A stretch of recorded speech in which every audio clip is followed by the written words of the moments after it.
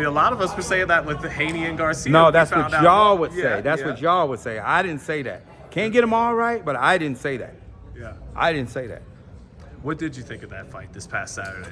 Good fight, and Ryan came on top. I mean, it's a lot of things that, probably happened behind the scenes during the fight, But at the end of the day, Ryan did his thing. You got to give him his props. On the Haney side, there will be talks of the weight coming in at 43, and then also people speculating about the game plan, talking about meeting in the center of the ring. What do you make of all that, Leonard? I really don't, because I really wasn't paying attention to the build up, the antics and all of that. I really wasn't paying attention because I've been working on all this other stuff.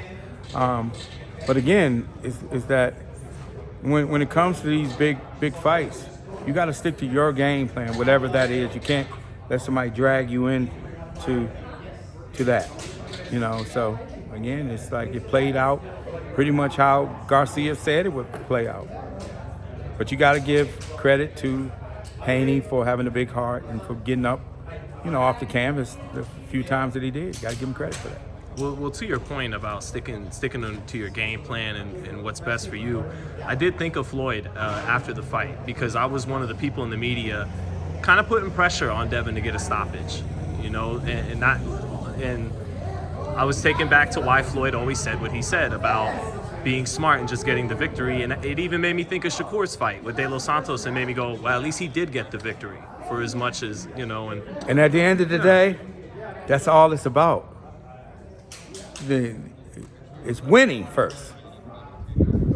Winning in impressive fashion, that comes second, impressing the fans. But you got to win first, and that's the ultimate goal: is to win first, not to go out there and fight. Not your game plan, to please the fans. And I'm not saying that's the case because I don't know what their game plan and really don't care.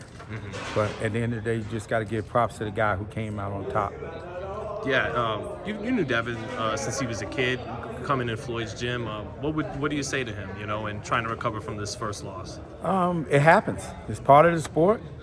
You gotta, you see, one thing that I've learned long time ago, and this is a conversation that actually, Floyd had told me, many years ago. These fans they're gonna ride with you when you on top, but when something go wrong, they're gonna drag you.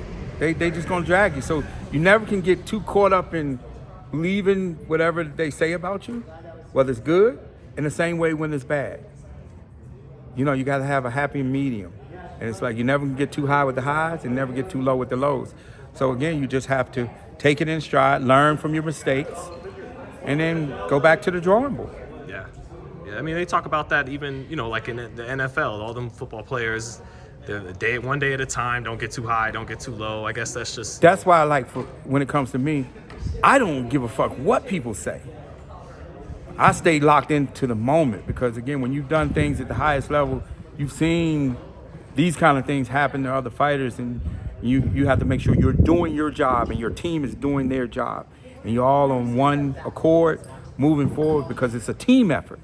It's a team effort when you go into these big championship fights. It's just not, the fighter gets in there and execute, but there's a lot of things that goes on leading up, behind the scenes. There's a lot of things to support your guy or the young lady who you're representing or working with. It's a lot of things that go into that. It's always a team effort. What did impress you about Ryan in winning that fight?